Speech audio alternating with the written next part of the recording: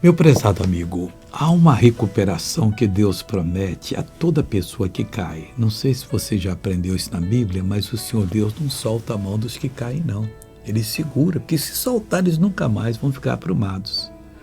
E o rei Davi, quando entendeu isso, ele diz no Salmo 51, versículo 13: Então ensinarei aos transgressores os teus caminhos, e os pecadores a ti se converterão. Esse é o nosso trabalho. Não importa o que a pessoa fez, nós vamos intercedendo por ela. Também não vamos bancar o bobinho. Ah, esquece, Deus, para isso não é nada. Não, Deus vai lhe perdoar.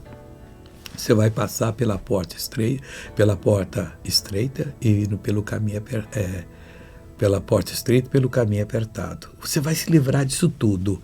E você pode ter certeza que aquela vida vai ser uma verdadeira bênção, porque Davi foi depois que ele caiu.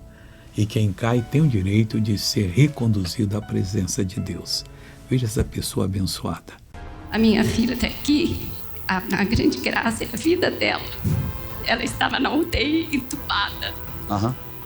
Os médicos não davam vida, diziam que o cérebro dela estava todo queimado, devido ao excesso de comprimidos que ela tomou. Eu não conhecia o seu programa, eu liguei e determinei que se a minha filha tivesse que voltar, que ela não voltasse com sequela. Eu precisei transferi-la do hospital. Quando chegou lá, os médicos iam receber, falaram: você trouxe um defunto, eu não vou aceitar. No dia seguinte, ela começou a acordar. E depois que ela saiu da UTI, ela, sem fazer o cursinho para a faculdade, em setembro, ela prestou para direito e hoje ela está fazendo direito. Tá? Glória a Deus, que bom, amém.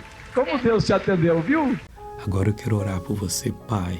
Toca nessa pessoa, cura, liberta, transforma, modifica.